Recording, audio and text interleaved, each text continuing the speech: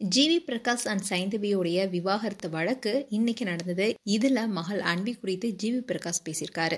இதை தொடர்ந்து வருகின்ற அக்டோபர் 30 தீர்ப்பு அளிக்கப்பட உள்ளதா சென்னை குடும்ப நல நீதிமன்றம் உத்தரவிட்டிருக்காங்க.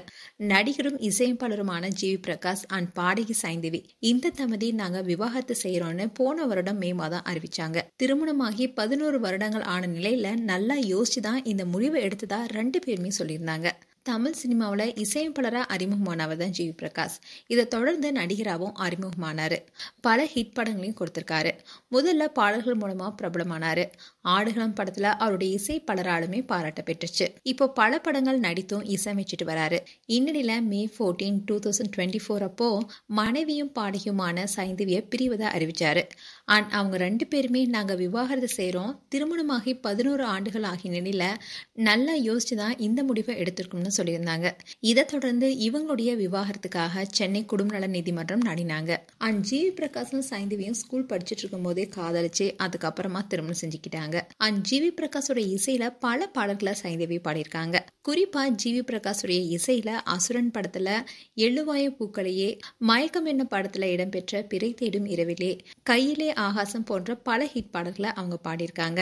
அண்ட் இந்த தம்பதிக்கு 2020 அன்வி என்ற மகளும் பிறந்தாங்க. இதை தொடர்ந்து மகிழ்ச்சியுடன் தான் வாழ்ந்துட்டு வந்தாங்க.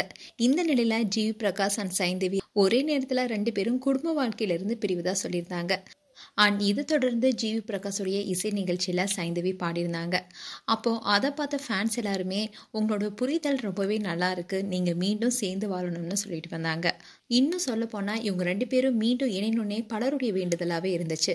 இந்நிலையில தான் இவங்களுடைய வழக்கு விசாரணைக்கு வந்துச்சு. அப்போ ஜிவி பிரகாஷ் என்ன சொன்னார்னா, குழந்தைய சைந்தவி கவனித்துக் கொள்றதுல எனக்கு எந்த ஆட்சேபனையும் இல்லைன்னு நீதிபதி முன்னாடி ஜிவி பிரகாஷ் உறுதியளிச்சாரு. இதை தொடர்ந்துதான் அக்டோபர் மாதம் 30 தீர்ப்பை அறிவிக்க உள்ளதா தெரிவிச்சிருக்காங்க. ஜிவி பிரகாஷும் சைந்தவியும் பிரிந்து வாழ்ந்துட்டு வந்தாலும் அவங்களுடைய மகள் அன்வி வாரத்துல 2 நாட்கள் ஜிவி பிரகாஷோடைய வீட்டுக்கு போயிட்டு வந்துருவாங்க. இந்த சூழல தான் ஜிவி பிரகாஷ் மகள் அன்வியை சைந்தவியை பார்த்துக்கணும்னு சொல்லியிருக்காரு. அதோட இவங்களுடைய பிரிவுல இவங்க 2 பேருமே ஸ்ட்ராங்கா இருக்காங்க. மேலும் ஜிவி பிரகாஷ் அண்ட் சைந்தவி குறித்து உங்களுடைய கருத்துக்களை கமெண்ட் செக்ஷன் சொல்லுங்க.